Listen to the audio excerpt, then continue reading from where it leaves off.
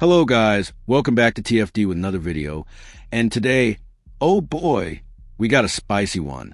DeWanna Bonner just fired some major missiles at the Indiana Fever team and fan base. For this one here, we gotta go all the way down to Phoenix. Let's get it.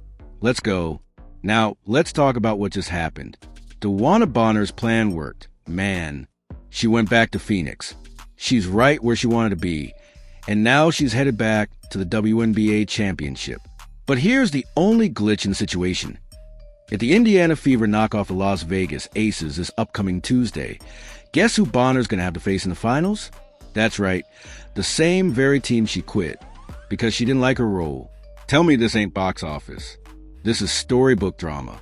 Now, all the Fever have to do is take care of business this Tuesday.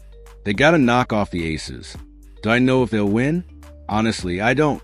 Last game was good, great even, but consistency is the issue, and I've been saying this. The Fever don't have a steady, reliable presence at the point guard position. That's the Achilles heel. Odyssey Sims, Aerial Powers, Shea Petty, even Lexi Hull at times. They're all capable, but it's night and day with those players. You don't know who's showing up.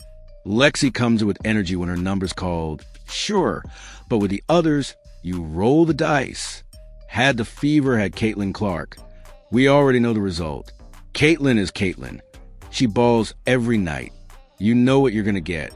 And honestly, with Caitlin running this offense, I truly believe the Fever would already be championship bound. But to give credit where it's due, Kelsey Mitchell has been hooping. Aaliyah Boston has been a monster down low.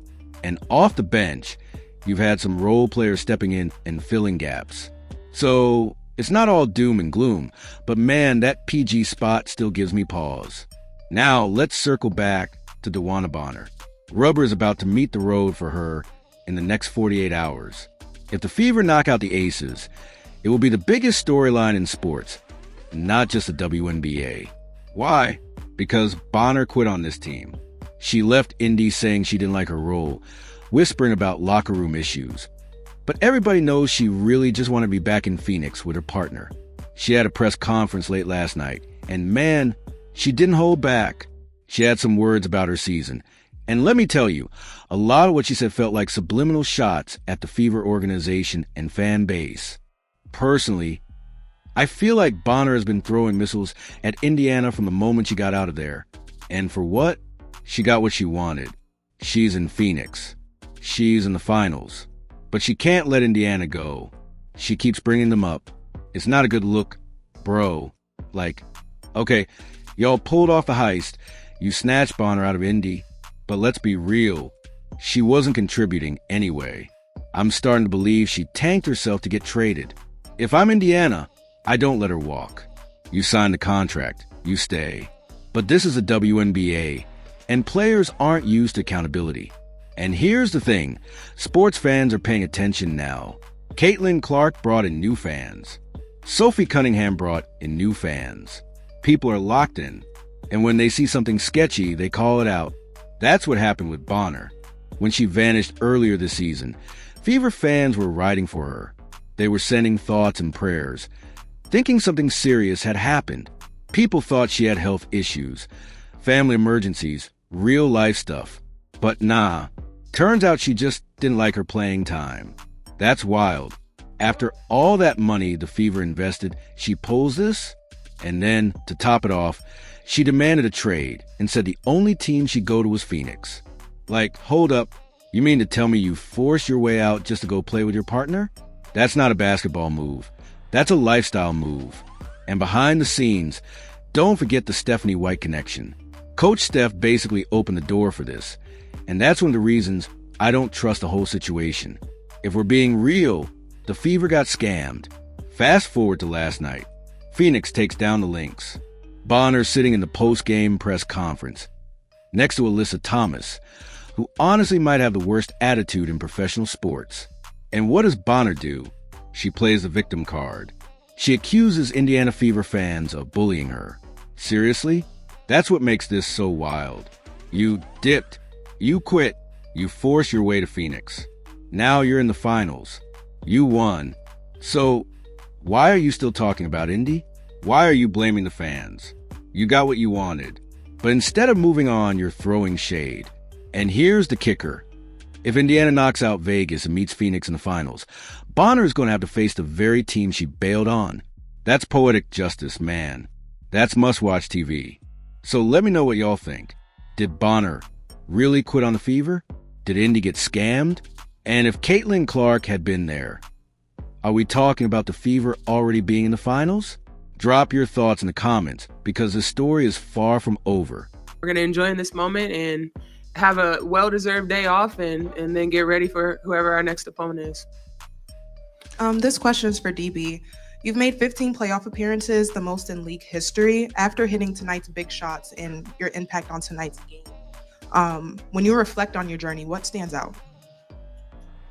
The people. I think the people that's been on this journey with me for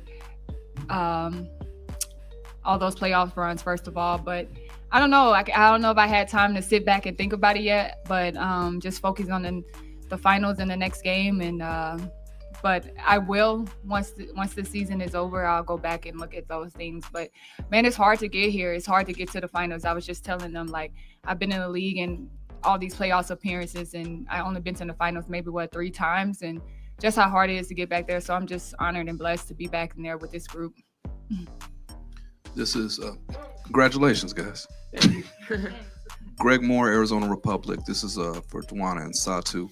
Satu, at the end of the second quarter, you hit a couple of threes and the crowd just was going nuts. And then DeWanna, you did the same thing, but it was at the end of the game. You hit 3 of them. Crowd was going bonkers. For those of us who do not know what that feels like, what does that feel like? It's electrifying. For me, they always call me dramatic. When you're on that court, all you're worried about is the zone and your teammates, and you're really in the flow. And when you hear the gym just roaring and you feel it shaking, like your body takes it in, and that it just fuels you. It fuels you. I mean, I was tired today, but like, I just hear everything, and I'm like, yeah, you can't disappoint anyone. Everyone is just giving their all. So it's definitely electrifying.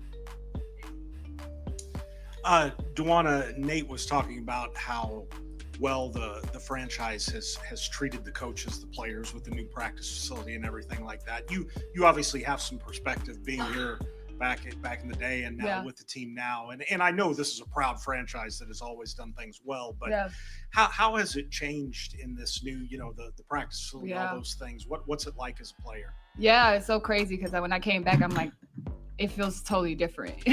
Like it's the same, like it's Phoenix Mercury, but stepping into what they've done and just improved like the practice facility and the apartments and everything is just like, it's totally different. I feel like I'm on a whole new franchise, but only person that's there is like Vince. So everybody's different in the front office, but they still treat us the exact same. Like when I was here a couple years ago for 10 years, I wanted for nothing, and it's the same now.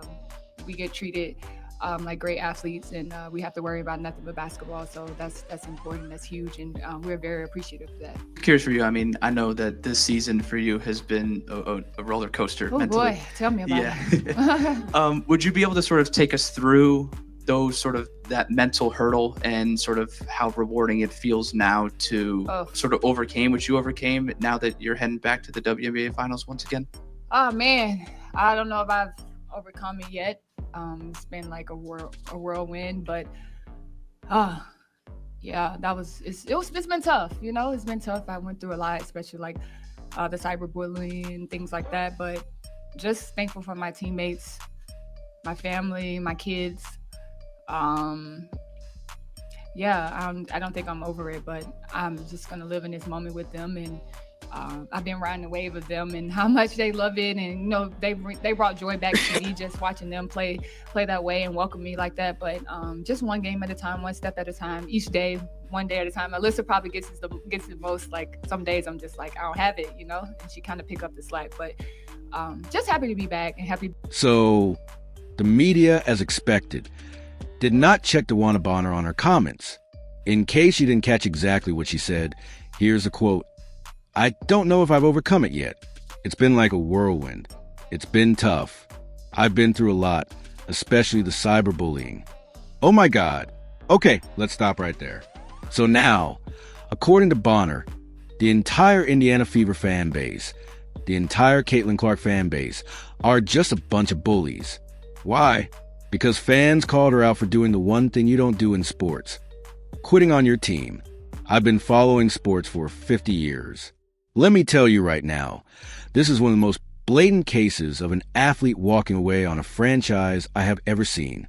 And look, if we actually had sports talk radio covering the WNBA, she would have been ripped to shreds for this. You know how Lamar Jackson got dragged when people thought he quit on the Ravens because of his contract situation? Same thing here, except worse. Bonner abandoned her team, and when sports fans pointed out, she turned around and cried, "Cyberbullying." Nah, that's not how this works. See, this is what happens when a league that's been ignored for years suddenly has the spotlight. You don't get cuddled anymore. You don't get a free pass. You got sports fans paying attention now, and sports fans call it like they see it. That's not bullying, that's accountability. And of course, the responses came flying in. Some folks called her comments a flat-out lie. Others said she's not the victim. She's the one doing the damage. Cyberbullying? Please. That's just fans doing what they've done to every major athlete since the dawn of sports talk. Criticize, question, and call you out. Think about it. Tom Brady, the GOAT, got roasted every single Sunday for 2 decades. Michael Jordan? People tore him apart constantly. Kobe, LeBron, you name it, they all got hammered. But they didn't go running to social media to cry about being bullied. They just kept showing up and competing. DeWanna Bonner? She's 38 years old. At some point, you gotta grow up and close the app. Twitter, Instagram, that's not real life. Go outside, put the phone down. Because if you're gonna hang your entire career on what people say online, you're never gonna make it through the storm. And the bigger issue is this: the WNBA has become almost unwatchable because of this mindset. Too many players, too many people in the league walking around with this bubble of entitlement. Like, the second they face criticism, it's automatically hate or bullying. No, it's called being a professional athlete. And here's the kicker. They're writing articles now saying MAGA is coming for the WNBA. Please, the truth is, fans are finally paying attention. But instead of embracing that and proving themselves, players like Bonner try to play the victim card. Sorry, doesn't fly here. At the end of the day, here's the reality. You quit on a franchise. Fans called you out. And now you want sympathy? Nah, sports doesn't work that way. You don't get to bail on your team and then try to flip the script on the people who supported you. So, you tell me, DeWanna Bonner, is she really a victim? Or is this just another example of the WNBA trying to dodge accountability? I know where I stand. Thanks for watching the show. Be sure to like, comment, and subscribe.